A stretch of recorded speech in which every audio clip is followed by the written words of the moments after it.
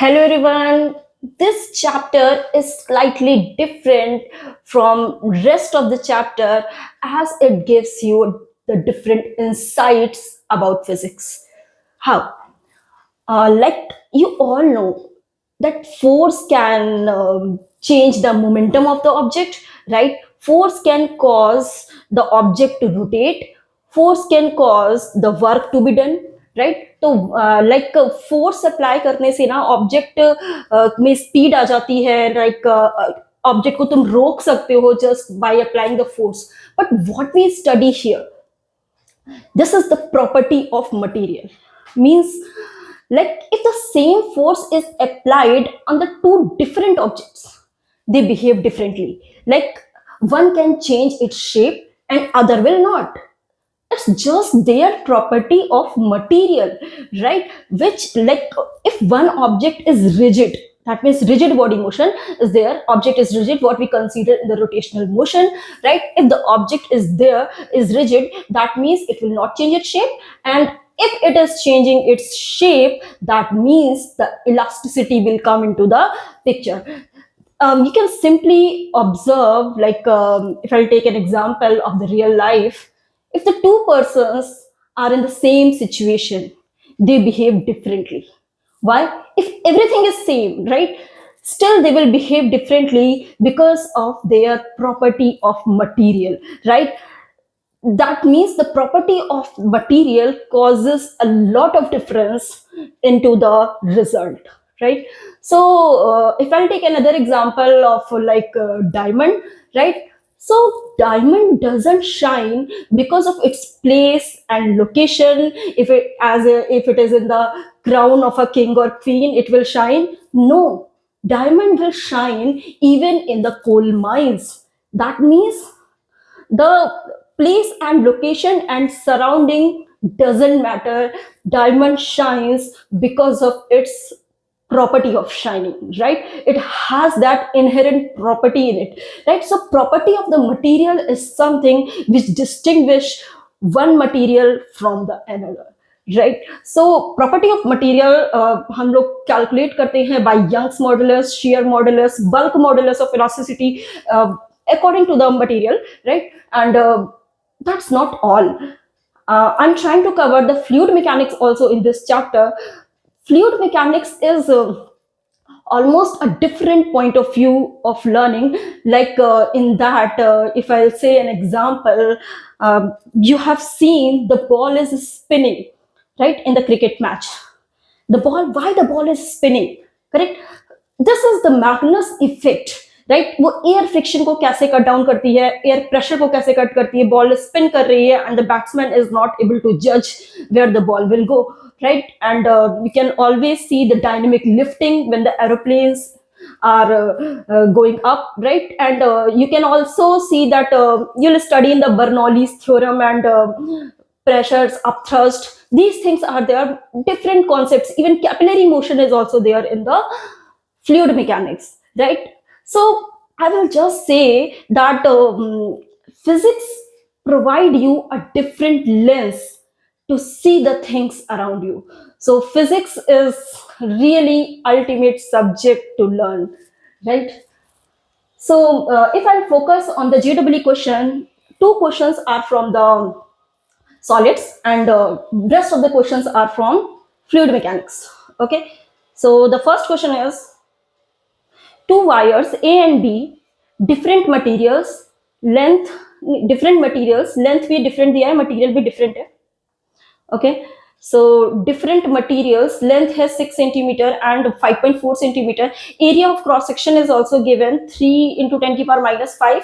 So you must always notice what is given in the question. After that, what kind of formula you can use, right? So there यहाँ the कोई important thing is that it is given is stretched by the same magnitude. That means delta L is same. जो stretch हो रहा है, stretching दोनों की same है and under a given load. That means दोनों का जो फोर्स अप्लाई कर रहे हैं वो भी सेम है और जो एक्सटेंशन हो रहा है फोर्स अप्लाई करने की वजह से वो भी सेम है, राइट? तो both of the things are same. Now what I want to calculate, I want to calculate the ratio of Young's modulus of A and B, right. तो आपको बस रेशियो निकालना है। तो y का फॉर्मूला अगर हम this is the Young's modulus of elasticity, right, तो हम इसको क्या लिख सकते हैं, stress upon strain. Stress upon strain, stress होता है आपका, stress is restoring force per unit area, right, and strain तो change in length upon original length होता है। तो force per unit area and this is delta L upon L, इसको simplify करोगे it is F L upon A delta L. That means you can see that the force is same and delta L is same. Force same है, delta L same है, तो proportionality बना लूं तो यहाँ पे एल अपॉन ए के आ जाएगा, प्रोपोर्शनल एल और ए के इनवर्सली प्रोपोर्शनल। तो दैट मीन्स अगर मुझे दो मटेरियल का रेशियो निकालना है तो सीधे सीधे Y A upon Y B कर लूं, तो यहाँ से आएगा L A upon L B into area of A और एरिया ऑफ बी, क्योंकि एरिया के इनवर्सली प्रोपोर्शनल है और लेंथ के डायरेक्टली प्रोपोर्शनल है, राइट। तो अब देखो यहाँ पे क्या होता है ना, कैलकुलेशन के लिए तुम एक चीज समझ सकते हो, यहाँ पे इसको यूनिट को कन्वर्ट करने की जरूरत नहीं है, बिकॉज तुम्हें रेशियो कैलकुलेट करना है। दोनों सेंटीमीटर में दिया है तो सेंटीमीटर में पुट कर दो, वैल्यूज अगर मीटर में करोगे भी तो रेशियो में कट जाएगा, राइट, कैंसिल ही होना है। तो यहाँ से अगर मैं L A upon L B करती हूँ तो इट विल बी 6 अपॉन 5.4 और area of B upon area of A, तो इन दोनों को डिवाइड करोगे तो 10 की पावर -5 कैंसिल हो जाएगा, तो it will become 4.5 upon 3, 4.5 upon 3। तो डेसिमल गया एंड 9 5 जा 6 जा 6 गया, so it will become 5/3. So answer is x ratio 3. If I'll compare, the value of x is 5, right? So the answer is 5. So question was simple, right? Next question is okay, it's about graph. तो हमें ये बताना है stress strain curve नहीं दिया है, ध्यान देना, स्ट्रेन का स्ट्रेस के संग कर्व दिया है तो y एक्सिस पे स्ट्रेन है, ये बात ध्यान देने वाली है। और लार्जेस्ट यंग्स मॉडुलस किसका है ABCD में से, वो आपको बताना है, करेक्ट। तो स्लोप निकाल सकते हैं, तो स्लोप जो होता है, स्लोप हमेशा क्या होता है, it is equal to y axis upon x axis. तो y एक्सिस पे तो स्ट्रेन है ना, तो स्ट्रेन अपॉन स्ट्रेस हुआ, तो strain upon stress is 1/y। That means Young's modulus किसका ज्यादा होगा, जिसका स्लोप लीस्ट होगा, right. Young's modulus will be maximum if the slope is least, और स्लोप लीस्ट किसका है, C। So the answer is C। तो एक बार में आंसर आ जाएगा। बी केयरफुल, ऑपोजिट बच्चे लगा देते हैं, ए कर देते हैं, उसका स्ट्रेस स्ट्रेन ठीक से नहीं देखते। Next question is about fluid mechanics के क्वेश्चन स्टार्ट हो गए, क्योंकि उसके 2 ही क्वेश्चन आए थे एंड बाकी के क्वेश्चन सारे फ्लूइड मैकेनिक्स के हैं। At the end you will get all the formulas, right. So this question is soap bubble का क्वेश्चन है। तो सोप बबल में तुम्हें पता होता है कि इसमें 2 फिल्म्स होती है, राइट, 2 सरफेसेस होते हैं, तो सरफेस टेंशन को हम लोग 2 से मल्टीप्लाई कर देते हैं। यहाँ पे सरफेस टेंशन दिया है सोप बबल का, it is blown to a diameter 7 centimetre. तो पहले ये 7 सेंटीमीटर तक ब्लो किया गया है। After that 15,000 minus x microjoule is work is done in blowing it further to make the diameter 14। यानी कि इस पे कुछ वर्क करके इसका जो डायमीटर है वो 14 कर दिया है। अभी डायमीटर कितना है, 7 centimetre, right, and after that the diameter will become 14 centimetre, right. अब वर्क हमें जो है वो x के टर्म में दिया है, तो कंपेयर करके तुम x की वैल्यू कैलकुलेट कर सकते हो, राइट। तो सिंपल है क्वेश्चन। वर्क का फॉर्मूला तो पता होता है कि T into delta A, work is equal to क्या होता है, T into delta A. T is the surface tension, और सोप बबल के लिए सरफेस टेंशन डबल कर देंगे, तो यहाँ पे क्या हो जाएगा, अगर सिंपली मैं लिखूं, और वर्क मुझे दिया ही है, बाद में कंपेयर कर सकते हैं, चलो लिख ही देते हैं यहाँ पे।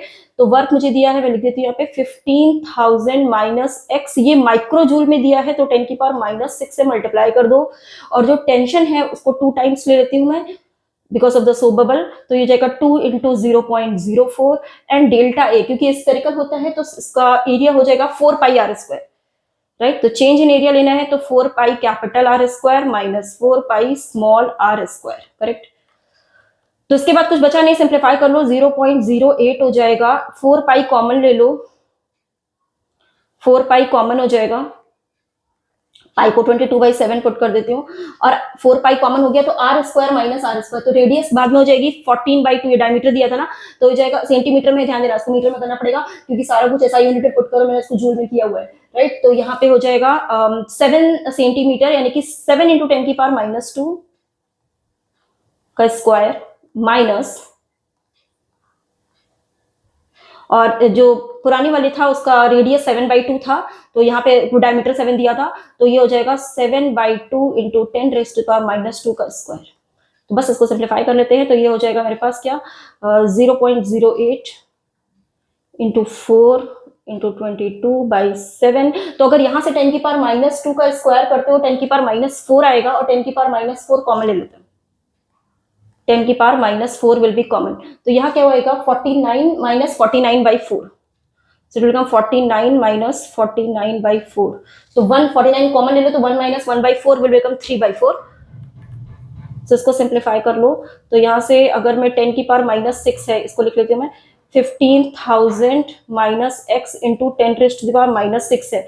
तो यहाँ से 8 4 जा 32 कर लेती हूँ, 0.32 हो जाएगा, इंटू 22/7 इंटू 10⁻⁻4, 49 कॉमन ले लिया, 1 - 1/4 इज 3/4, राइट। तो अगर फर्दर अगर सिंप्लीफाई किया जाए तो 10 की पावर -4 अगर जाएगा तो यहाँ पे -2 बचेगा। तो 10 की पावर -2 से इधर डिवाइड करेंगे, राइट, तो ये क्या हो जाएगा 32 हो जाएगा, इट विल बिकम 32, राइट। तो इसको फर्दर सिंप्लीफाई कर लो, हो जाएगा यहाँ से 7 से चला जाएगा, 7 7 जा 49, और ये अगर इसको 10 की पावर -2 हटाएंगे तो 10 की पावर -2 से डिवाइड हुआ तो ये 100 बन जाएगा, राइट। तो 100 यानी कि 32 हो जाएगा। तो ये वाला मैं इसको डालती हूँ यहाँ से, और 4 8 जा 32। तो यहाँ से अगर हम मल्टीप्लाई कर लेते हैं तो this is 66 into 22 into 3 66 into 7 into 8 into 7 into 8, this is 3696। This is 15,000 minus x, right. तो यहाँ से जो x की वैल्यू आ रही है तो -15,000 और कर लेते हैं, दिस इज 11304। तो ये न्यूमेरिकल टाइप क्वेश्चन था, यहाँ पे x की वैल्यू बतानी थी, तो 11304 will be your answer, right. तो क्वेश्चन में थोड़ा सा कैलकुलेशन था, क्वेश्चन वाज वेरी सिंपल, एक ही फॉर्मूले पे क्वेश्चन आया है, W is equal to T into delta A, right. Okay, this question is about flotation, right. तो फ्लोटेशन में क्या होता है ना कि एपरेंट वेट 0 हो जाता है। एपरेंट वेट का मतलब क्या है कि अगर मान लो कोई ऑब्जेक्ट अगर किसी जगह फ्लोट कर रहा है, जैसे आइस क्यूब है फॉर एग्जांपल, है ना, ice cube is floating in the water, right. जिसका कुछ पोर्शन सबमर्ज्ड रहता है और कुछ पोर्शन अबव रहता है।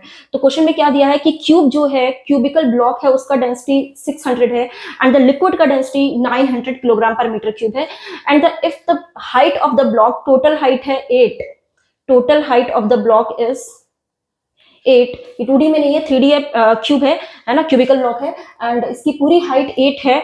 तो हमें फाइंड करना है height of the submerged part, right. तो ये मैं बोलूंगी ना क्लास 9th का ICSE का क्वेश्चन है, फ्लूइड वाले चैप्टर का, इतना मुश्किल नहीं है, क्योंकि यहाँ पे अगर मैं इसका सबमर्ज्ड पार्ट का जो हाइट है अगर उसको x ले लूं, राइट, तो इसी हाइट को मुझे x को कैलकुलेट करना है। तो यहाँ फ्लोटेशन के केस में क्या करते हैं, सिंपली v rho g और v rho g को इक्वेट कर देते हैं। तो यहाँ v rho g किसका होता है, ऑब्जेक्ट का, और यहाँ किसका होता है, लिक्विड का। तो g तो कैंसिल ही हो जाता है क्योंकि g तो दोनों में ही सेम रहेगा। तो v ऑब्जेक्ट का और v और रो भी ऑब्जेक्ट का हम पुट करते हैं। तो ऑब्जेक्ट का वॉल्यूम, तो वॉल्यूम को हम लोग क्या लिख सकते हैं, एरिया इंटू लेंथ। तो अगर इसका बेस का एरिया अगर मैंने लिख लिया तो एरिया इंटू लेंथ लिख लो। तो या तो पूरा वॉल्यूम भी लिख सकते हो, तो मैं इसको एरिया इंटू लेंथ लिखती थी क्योंकि एरिया दोनों के लिए सेम है, और लेंथ इसकी हाइट 8 दे रखी है। वैसे क्यूबिकल था, तुम चाहो तो इसको 8 क्यूब भी लिख सकते हो, कोई दिक्कत नहीं है, क्योंकि 8 यहाँ पे भी 8 स्क्वायर होगा तो वो कट ही जाना। और into density of the object क्या है, density of the object is 600। देखो यहाँ पे मुझे, इसमें मैंने सेंटीमीटर में पुट किया तो प्रॉब्लम नहीं है, क्योंकि मुझे रेशियो ही निकालना है और आंसर भी सेंटीमीटर में चाहिए, तो अपने आप ही सेंटीमीटर में आएगा, राइट। तो एरिया इंटू लेंथ किया है, ये हो गया वॉल्यूम। और अगर यहाँ पे जो होता है ना, डिस्प्लेस्ड वॉल्यूम लिखना होता है, ये एक तरीके से क्या होता है, अपथ्रस्ट होता है, तो हमें ये क्या यहाँ पे डिस्प्लेस्ड लिक्विड का वॉल्यूम लिखना होता है। तो यहाँ पे भी क्या हो जाएगा, ये एरिया, मैं एरिया इंटू लेंथ इसलिए बता रही हूँ कि अगर ये क्यूब की जगह क्यूबॉइड भी होता है ना, तो एरिया दोनों में कैंसिल ही होता है। तुम हाइट से निकाल सकते हो, क्यूबिकल की जगह क्यूबॉइड भी देते हैं ना, तो भी तुम निकाल लेते। और इसका जो डिस्टेंस है वो क्या हो जाएगा, एक्स सबमर्ज्ड पार्ट का, और डेंसिटी ऑफ द लिक्विड तुम्हें दिया है 900। लिक्विड की डेंसिटी कितनी है, 900, राइट। तो अगर मैं यहाँ से सिंप्लीफाई करूँ तो एरिया कैंसिल हो जाएगा, और ये 0 0 और 0 0 गया, तो यहाँ से x की जो वैल्यू आ रही है वो आ रही है 8/9, 8 6 जा, अच्छा ओके, यहाँ पे ये 3 से जाएगा, 3 3 जा 9 और 3 2 जा 6, तो ये आ रही है 8 2 जा 16/3, 16/3। तो ऑप्शन अगर मैं मैच करूं, 3 5 जा 15, that means 5.3 will be your answer. तो सिंपल क्वेश्चन था, बस वी रो जी को वी रो जी से इक्वेट करते हैं in the case of flotation, object floats, ध्यान देना, ठीक। So the next question is rain drop पे क्वेश्चन है। देखो इस टाइप का क्वेश्चन मित्तल में दिया रहता है, तुम्हारी हर बुक में दिया रहता है, राइट? तो ये क्वेश्चन स्कूल में करवाया जाता है, स्कूल के फाइनल पेपर से भी आता है। तो 64 rain drops of radius 1 mm each falling down with the terminal velocity 10 centimetre पर सेकंड। सारी रेन ड्रॉप, देखो रेन ड्रॉप स्फेरिकल होने का रीजन ही ये होता है कि रेन ड्रॉप स्फेरिकल क्यों होती है, because of the surface tension ना, है ना, क्योंकि स्फीयर के हिसाब से तो कभी स्क्वायर वगैरह नहीं होती। तो टर्मिनल वेलोसिटी हमें 10 सेंटीमीटर पर सेकंड दी हुई है, और अगर 64 को लीज करके एक सिंगल बना लेती है रेन ड्रॉप, तो पहले मैं उसकी रेडियस निकाल लेती हूँ, राइट? तो मैं terminal velocity of the bigger drop निकालनी है। तो टर्मिनल वेलोसिटी का पहले तो फॉर्मूला क्लियरली पता होना चाहिए, क्या होता है, 2/9 r square rho minus sigma g by eta, right? This must be very very clear, क्योंकि इस फॉर्मूले पे कम से कम 2 क्वेश्चन आता है, राइट? 2 क्वेश्चन आया ही हुआ है हर सेशन में, कोई ना कोई स्कूल में भी क्वेश्चन देते हैं इस पे। तो r square rho minus sigma g by, ये दोनों की डेंसिटीज होती है ना, लिक्विड की और ऑब्जेक्ट की, इनका डिफरेंस ईटा हमारा कोफिशिएंट ऑफ विस्कोसिटी होता है, करेक्ट? तो फिलहाल हमें यहाँ से क्या देखना था कि क्या कैलकुलेट करना था, terminal velocity of the bigger drop is, तो बिगर ड्रॉप की टर्मिनल वेलोसिटी कितनी हो जाएगी ये निकालना है। तो 64 रेन ड्रॉप्स, सबका रेडियस दिया, तो पहले मैं बिगर ड्रॉप की रेडियस निकाल लेती हूँ। तो सब स्फेरिकल है, 4/3 capital R cube 64 times 4/3 pi small r cube, 4/3 पाई 4/3 पाई कैंसिल हो जाएगा, क्यूब रूट ले लोगे तो it will become 4r, right? तो जो बिग ड्रॉप होगी उसकी रेडियस 4 टाइम्स स्मॉल की इक्वल हो जाएगी। अब देखो यहाँ से प्रोपोर्शनलिटी, क्योंकि बाकी कुछ भी चीजें चेंज नहीं हो रही है, डेंसिटीज वगैरह सेम है, तो यहाँ पे मैं देख सकती हूँ प्रोपोर्शनलिटी से कि जो टर्मिनल वेलोसिटी है वो डायरेक्टली प्रोपोर्शनल टू रेडियस का स्क्वायर है, करेक्ट? तो अगर रेडियस 4 टाइम्स हो रही है, 4r हो जा रही है, राइट? तो जो टर्मिनल वेलोसिटी होगी वो कितने टाइम्स हो जाएगी, 16 टाइम्स हो जाएगी। तो 16 टाइम्स, अभी टर्मिनल वेलोसिटी अगर 10 है, दैट मींस 16 टाइम्स हो जाएगी, इट विल बिकम 160 सेंटीमीटर पर सेकंड। तो if it is now 10 centimetre पर सेकंड, क्योंकि रेडियस अगर 4 टाइम्स हो रही है, तो टर्मिनल वेलोसिटी जो होती है वो directly proportional to square root of radius होती है, राइट? तो radius will become radius is 4 times, तो terminal velocity will become 16 times, right? तो यहां से क्या आंसर आ जाएगा, 160 will be your answer, okay? So the next question is, an air bubble of volume 2.9 centimeter cube rises from bottom of the swimming pool of 5 meter deep. This is a swimming pool 5 meter deep, यहाँ पे कुछ है air bubble, ठीक है? उसका volume तुम्हें दिया हुआ है 2.9 centimetre cube, rises from the bottom of the swimming pool, इसका डेप्थ गिवन है that is 5 metre. At the bottom of the pool जो टेम्परेचर है, टेम्परेचर इज 17 डिग्री सेंटीग्रेड, और जो यहाँ पे टेम्परेचर है that is 27 degree centigrade, right? When it reaches the surface where the water temperature is 27, तो हमें क्या बताना है कि the volume of the bubble when it reaches the surface, तो ये बबल ऊपर से होते होते यहाँ पहुंच जाएगा, तो इसका वॉल्यूम कुछ चेंज हो जाएगा, तो ये नया वॉल्यूम मुझे कैलकुलेट करना है, राइट? तो हमें प्रेशर, टेम्परेचर, वॉल्यूम सब कुछ अगर पता होता है तो हम क्या लगा सकते हैं, गैस इक्वेशन लगा सकते हैं, that means P1V1 upon T1 is equal to P2V2 upon T2, right? तो I can simply write P1V1 upon T1 is equal to P2V2 upon T2, correct? So what is P1 here? तो अगर मैं इसको 1 बोल देती हूँ, इसको 2 बोल, तो मुझे यहाँ पे वॉल्यूम निकालना है, 17 डिग्री पे जो चीजें गिवन है उसको पुट कर दो। तो 17 डिग्री पे अगर मैं प्रेशर लिखूं, तो प्रेशर यहाँ पे क्या होगा, एटमॉस्फेरिक प्रेशर होगा प्लस ρgh होगा, यानी कि P0 प्लस ρgh। तो P1 की वैल्यू अगर मैं सिंपली लिखूं, तो P1 की वैल्यू हो जाएगी P0 plus ρgh। P0 atmospheric pressure होता है, 10 की पावर 5 दिया है, अगर मैं दोनों साइड ATM में ही पुट कर सकती हूँ, राइट? तो इधर का भी दोनों साइड, राइट? तो जब इधर ये एटमॉस्फेरिक प्रेशर पहुंचेगा तो इसको हम 1 ATM लिख देंगे, राइट? तो ये हो जाएगा 10 की पावर 5 प्लस 10 की पावर 5 पास्कल, चलो ठीक है पास्कल में लिख देते हैं, तो यहाँ पे 10 की पावर 5 हो गया। अगर मैं इसको ρgh लिखूं, क्योंकि SI यूनिट में लिखना है तो मेरे ρgh में लिखना पड़ेगा, मतलब ATM को मुझे कन्वर्ट करना पड़ेगा, क्योंकि यहाँ पे ऐड करना है, तो या नहीं तो दोनों को ATM में करते तो वो ATM में आ जाता। तो यहाँ पे ρgh भी आ रहा है ना पिक्चर में, तो रो अगर मैं देखूं तो रो मुझे दिया है, यस 10 क्यूब वाटर है तो 10 क्यूब हो जाएगा, तो रो G10 हो गया, और H हमें 5 मीटर दिया हुआ है, तो ये पूरा क्या हो गया P1, एंड द वॉल्यूम यहाँ पे कितना है, वॉल्यूम इज 2.9 सेंटीमीटर। तो देखो वॉल्यूम को मैं 2.9 सेंटीमीटर क्यूब में लिखा रहता है क्योंकि यहाँ पे जो वॉल्यूम आएगा वो भी अपने आप ही सेंटीमीटर क्यूब में आ जाएगा, राइट। तो you must be very very clear with your units and dimensions, right. And T1 temperature होता है केल्विन में, राइट। तो अगर हम बॉटम पे चेक करें तो यहाँ पे क्या 17 डिग्री है, तो उसको 273 अगर ऐड कर दोगे तो यहाँ पे क्या आ जाएगा 9 एंड 290 हो जाएगा, राइट। राइट, तो ये हो जाएगा मेरे पास 290। और यहाँ पे P2 V2 अपॉन T2, तो यहाँ पे प्रेशर कितना हो जाएगा, एटमॉस्फेरिक प्रेशर हो जाएगा, यानी कि 10 की पावर 5 V2 निकालना है। और T2 टेम्परेचर कितना है 27, तो 27 का मतलब कितना हो गया 300 केल्विन में अगर मैं कर लेती हूँ। तो सिंप्लीफाई कर लो इसको। तो अगर मैं इसको 10 की पावर 5 कॉमन लेना चाहूँ तो 10 की पावर 3 और 10 की पावर 4 इसको 0.5 कर लो तो ये 10 की पावर 5 हो जाएगा। तो ये पूरा हो जाएगा 1.5 into 10 raise to the power 5। तो ये हो जाएगा मेरे पास 1.5 into 10 raise to the power 5 into 2.9 upon 29 is equal to 10 raise to the power 5 into V2 upon 30।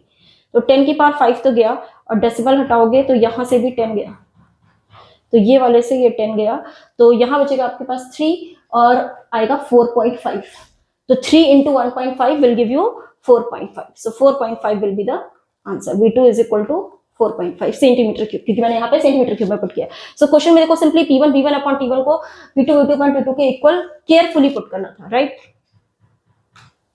And the next question is small metallic sphere of diameter 2 mm and density 10.5 gram per centimeter cube is dropped in glycerine with the viscosity 10 poise। तो देखो 10 poise दिया, यानी कि CGS unit में सारी चीजें दी गई हैं, तो हम पूरा कैलकुलेशन CGS में करेंगे। इस mm को भी सेंटीमीटर में कन्वर्ट कर लेंगे, ये भी CGS में दिया है, ये भी CGS में दिया है, और टर्मिनल वेलोसिटी अटेन निकालना है, यानी कि टर्मिनल वेलोसिटी सीधे फॉर्मूले पे डायरेक्ट क्वेश्चन दे दिया इसने। तो ये आ जाएगा 2/9 r square rho minus sigma g by eta.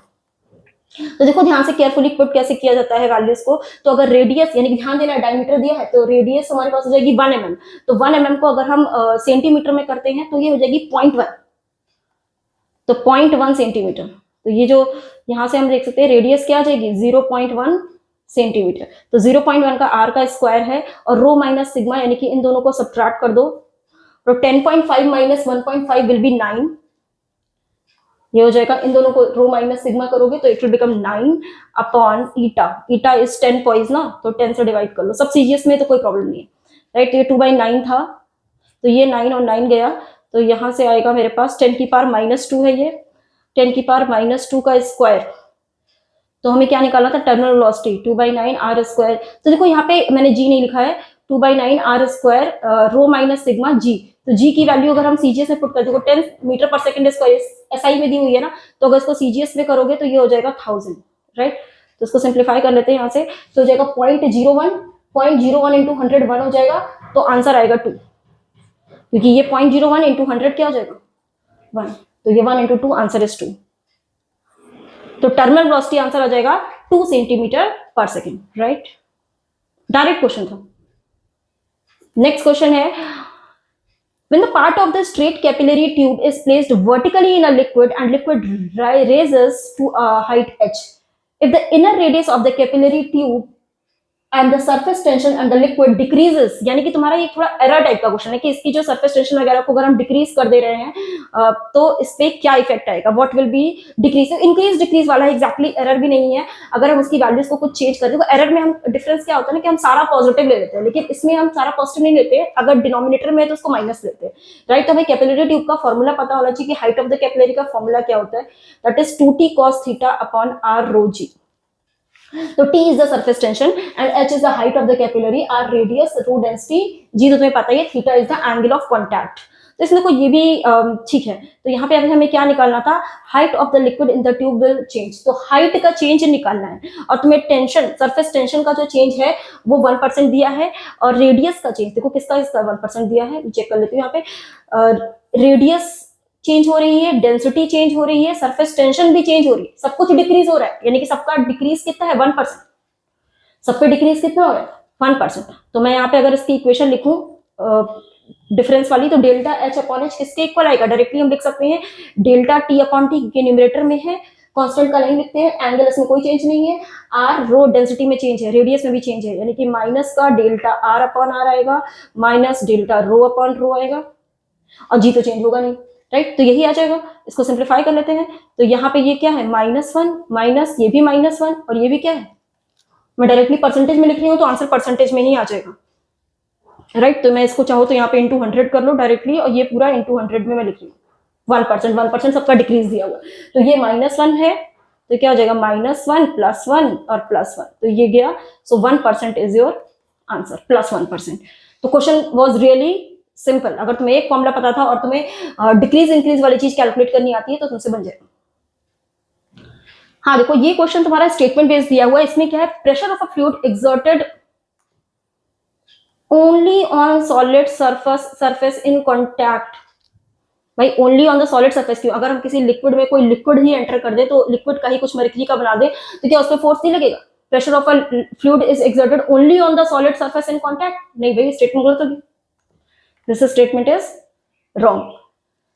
Next statement कह रहा है excess potential energy of the molecule on the surface of a liquid when compared to the interior results in surface tension. ये देखो definition ही दे दी इसने surface tension की। एक तरीके से मैं सरफेस टेंशन क्या करते हो कि ये जो यहाँ बीच में कोई मॉलिक्यूल होता है उस पर बैलेंस्ड फोर्स लग रहा होता है, राइट। लेकिन जो यहाँ टॉप पे मॉलिक्यूल होता है उस पर अनबैलेंस्ड फोर्स लग रहा होता है। इस अनबैलेंस्ड फोर्स की वजह से ये स्ट्रेच्ड मेम्ब्रेन की तरह बिहेव करता है, और सरफेस टेंशन हम लोग निकालते हैं फोर्स अपॉन लेंथ, राइट। तो यही चीज कह रहा है कि सरफेस टेंशन कॉज क्या करता है, excess potential energy of the molecule on the surface of the liquid, right. तो जो सरफेस पे है उसके ऊपर एक्सेस पोटेंशियल एनर्जी लगती है when compared to the interior. तो इंटीरियर के कंपैरिजन में जो सरफेस पे है उस पे एक्सेस पोटेंशियल एनर्जी लगती है, जिसकी वजह से ही सरफेस टेंशन जनरेट होता है। बिल्कुल सही बात कह रहा है। Statement 2 is correct and first is false. So the answer is A. Next question is the terminal velocity of a metallic ball. देखो ये आसान क्वेश्चन है क्योंकि देखो इसमें सीधे सीधे एक ही डेटा में क्वेश्चन दे दिया। टर्मिनल वेलोसिटी, इसकी रेडियस है 6 mm in a viscous fluid, और terminal velocity of another ball of the same material, यानी कि मटेरियल भी सेम किया तो प्रॉब्लम को काफी इजी कर दिया, क्योंकि यहाँ पे रो माइनस सिग्मा पूरा सेम रहेगा, और क्योंकि उसी सेम लिक्विड में अगर हम करा रहे हैं तो यहाँ पे तुम्हें बताना क्या है कि रेडियस बस तुमने डिफर किया है, रेडियस को बस चेंज किया है, तो उसकी टर्मिनल वेलोसिटी में क्या फर्क आएगा। तो तुम्हें पता होता है, मैंने फॉर्मूला बताया था कि directly proportional to r square होता है। टर्मिनल वेलोसिटी जो होती है 2/9 r square rho minus sigma g by eta, बाकी सब सेम है। तो टर्मिनल वेलोसिटी आर स्क्वायर के डायरेक्टली प्रोपोर्शनल कर दो, तो यहाँ से क्या लिख सकते हो, अगर मैं v2/v1 लिख दूं तो v2/v1 क्या हो जाएगा, r2 square minus upon r1 square. तो v2 निकालना है, v1 तुम्हें दिया है 20, r2/r1 का अगर मैं होल स्क्वायर कर दूं तो r2 मुझे कितना दिया है 3 mm, तो हो जाएगा 3/6 होल स्क्वायर, मतलब 1/2 का स्क्वायर यानी कि 1/4, तो 4 5 20, तो v2 आ गया 5। तो 5 सेंटीमीटर, क्योंकि हमने यहाँ पे भी सेंटीमीटर पर सेकंड लिया था, तो ये अपने आप ही 5 सेंटीमीटर पर सेकंड आ जाएगा, correct. So the question was really simple. अच्छा, इसमें थोड़ा सा तुम ऑप्शन से भी निकाल सकते हो। यहाँ पे क्या दिया है, surface tension of two liquids, तो दो अलग अलग लिक्विड्स हैं, डेंसिटी उनकी सेम है उस पे, लेकिन सरफेस टेंशन एक पे T1 है एक पे T2 है। Measured using capillary rise method, using two tubes with, दो टू ट्यूब्स है, उनकी रेडियस अलग अलग दे रखी है, और R1 की रेडियस R2 से ज्यादा है, ये देख लो, R1 is greater than R2. The measured liquid heights in those tubes are, तो एक में जो राइज हो रहा है वो H1 है और एक में H2 है। तो ये कह रहा है ignore the weight of the liquid about the lowest point of the meniscus. तो मेनिस्कस ये होता है भाई, है ना। इसमें ये कह रहा है कि ये जो लोवेस्ट पॉइंट पे ये जो यहाँ किनारे लिक्विड भर जाता है उसको इग्नोर कर दो, ठीक है, उसको इग्नोर कर देते हैं, कोई बात नहीं है। तो ये सिर्फ ये कह रहा है कि किसमें हाइट ज्यादा होगी, कुछ ऐसा सा ऑप्शन है तो उसमें दिक्कत आते हैं। तो तीन ऑप्शन में अगर तुम नोटिस करो तो इन तीन में तो T1 = T2 है, तो पहले T1 = T2 कंसीडर कर लेते हैं। तो अगर मैं सपोज करती हूँ कि दोनों पे टेंशन सेम है, तो हाइट का फॉर्मूला क्या होता है, 2t cos theta upon r रो जी, राइट। तो अगर मैंने टेंशन दोनों पे सेम लिया, cos थीटा सेम है, तो रेडियस से क्या रिलेशन आएगा, रेडियस किसकी ज्यादा है, R1 की। तो जिसकी रेडियस यानी कि जो हाइट है वो इनवर्सली प्रोपोर्शनल टू R आ रही है, दैट मीन्स जिसकी रेडियस ज्यादा होगी उसकी हाइट कम होगी। तो रेडियस R1 की ज्यादा है, R1 की रेडियस ज्यादा है, तो डेफिनेटली क्या होना चाहिए, H1 लेस देन H2 होना चाहिए। तो अगर हम T1 T2 को इक्वल लेके चलते हैं तो H1 लेस देन H2, गलत हो गया, ये भी गलत है, डी पार्ट हो जाए। तो ये तब की बात है कि जब हम T1 = T2 लेके चलते हैं, राइट। लेकिन अगर T1 लेस देन T2 लेके चले तो T1 T2 में T1 छोटा है, तो C पार्ट को भी चेक कर लेते हैं, ठीक। तो T1 अगर छोटा है राइट। और अगर हमारे पास T1 छोटा है और R1 बड़ा है, R के इनवर्सली प्रोपोर्शनल है ना, तो ऑब्वियस सी बात है कि अगर न्यूमरेटर को तुम छोटा कर रहे हो, डिनोमिनेटर को बढ़ा रहे हो, तो ओवरऑल जो वैल्यू होगी वो तो कम ही होगी ना। तो अगर हम इसमें चेक करेंगे तो H1 लेस देन H2 आएगा ना, तो ये ऑप्शन भी तो गलत हो गया, राइट। तो केवल D part he correct option, right. Next question is about error. Okay, इसमें देखो एरर का क्वेश्चन है, मैक्सिमम एरर इन द ईटा बतानी है, यानी कोफिशिएंट ऑफ विस्कोसिटी में तुम्हें एरर बतानी है। तो इसके लिए हम सिंपली क्या करते हैं, फॉर्मूला लिख लेते हैं, सबको प्लस में करके लिख दो, राइट। तो फॉर्मूला अगर हम बनाए इसका ईटा का फॉर्मूला बनाना पड़ेगा। Spherical object r radius sigma है और हमारे पास टर्मिनल वेलोसिटी, तो टर्मिनल वेलोसिटी में जो हमारे पास ईटा का पूरा फॉर्मूला जो हमने पढ़ा है उसको बस फॉर्मूले को एरर इक्वेशन में कन्वर्ट कर दो, राइट। तो फॉर्मूला क्या था मेरे पास, टर्मिनल वेलोसिटी को वी नॉट कह रहा है तो वी नॉट लिख देती हूँ मैं, तो 2/9 r square rho minus sigma g by eta, correct. तो अगर मैं यहाँ से ईटा की वैल्यू निकालूं तो ईटा की वैल्यू आएगी 2r square rho minus sigma, 2r square rho minus sigma upon 9v naught, correct. तो अब इसमें से ध्यान दो, तो ये सारी चीजें सेम दे रखी हैं, यानी कि रो और जी में कोई फर्क नहीं है, केवल एरर किसमें है, रेडियस में और टर्मिनल वेलोसिटी।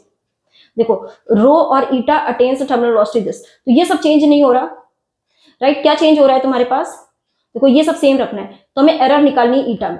तो यहाँ से अगर मैं इक्वेशन लिखूं तो डेल्टा ईटा अपॉन ईटा की जो वैल्यू है, क्योंकि यहाँ आर स्क्वायर है तो पावर को आगे लिख देते हैं ना, एरर इक्वेशन लिखनी आती होगी, तो यहाँ पे 2 डेल्टा आर अपॉन आर कर देते हैं और सारी चीजें प्लस में लिखते हैं। तो अगर डिनोमिनेटर में भी है तभी इसको प्लस में ही लिखते हैं, एरर में डिक्रीज इंक्रीज वाले में नहीं लिखते हैं, उसमें अगर डिनोमिनेटर में तो माइनस में लिखते हैं, इससे पहले क्वेश्चन किया था। तो delta v naught upon v naught, तो ऑप्शन मैच कर लो, ये जो आंसर आएगा तो कौन सा वाला है, तो डी पार्ट आंसर है, 2 delta r upon r plus delta v naught upon v naught, right. तो अगेन क्वेश्चन एरर पे था। इस क्वेश्चन को अगर हम ध्यान से देखें तो इस क्वेश्चन में क्या गिवन है, ओके, तो डायग्राम दिया हुआ था, इसमें ये दिया है water flows through a horizontal tube as given in the question. The difference in height between the water column in vertical tube is 5 centimeter. तो ये वाली जो हाइट डिफरेंस दे रखा है वो 5 सेंटीमीटर है, and area of cross section दोनों का गिवन है। दैट मीन्स एक यहाँ पे है और एक यहाँ पे है, तो एरिया ऑफ क्रॉस सेक्शन हमें पता है कि जहां पे एरिया ऑफ क्रॉस सेक्शन कम होगा वहां पे स्पीड ज्यादा होती है, राइट। इक्वेशन ऑफ कंटिन्यूटी से we all know that a1 v1 is equal to a2 v2, right. तो अगर हमें ए पे दोनों का अगर मुझे area of cross section given है तो एक तरीके से मैं क्या कर सकती हूँ, दोनों की स्पीड का रिलेशन कैलकुलेट कर सकती हूँ।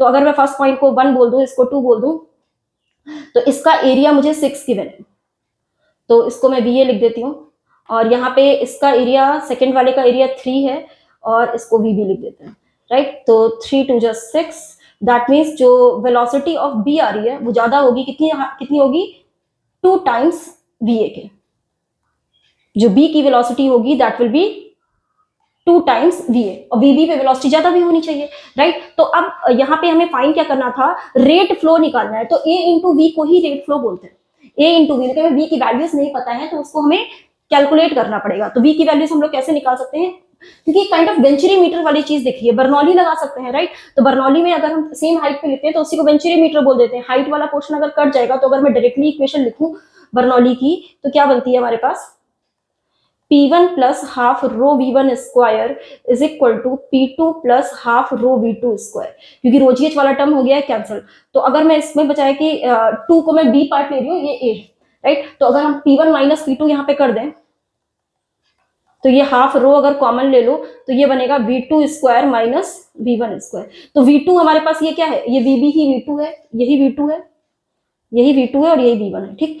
तो अभी ध्यान से देखना, तो P2 माइनस P1 यानी कि जो चेंज इन प्रेशर होगा यहाँ पे, क्योंकि हाइट यहाँ पे दे रखी है, तो चेंज इन प्रेशर को हम गॉज प्रेशर से रो GH लिख सकते हैं, क्या लिख सकते हैं इसको, रो GH, H को मैं 5 लिख देती हूँ क्योंकि 5 सेंटीमीटर है, ओके। सारा CGS में तो कोई प्रॉब्लम नहीं है, राइट। तो इधर भी एरिया सारे सेंटीमीटर में ही दिए थे तो कोई प्रॉब्लम नहीं होगी, आंसर उसी के हिसाब से आ जाएगा।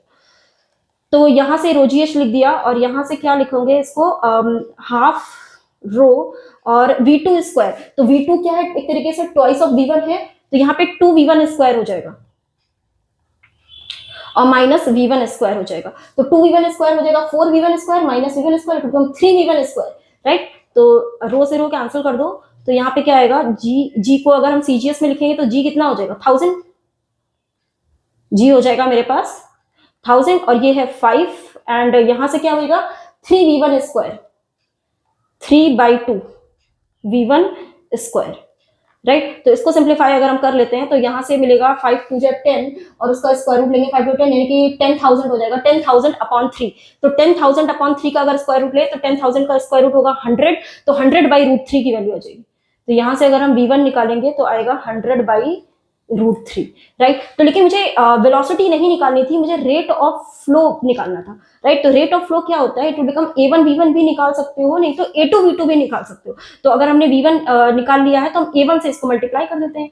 दैट मीन्स अगर हम 6 को मल्टीप्लाई कर दें किससे, 100 बाई रूट 3 से, we will get the answer. तो 600 upon root 3, so the final answer will be 600 upon root 3। Okay, rationalise कर लो यहाँ पे।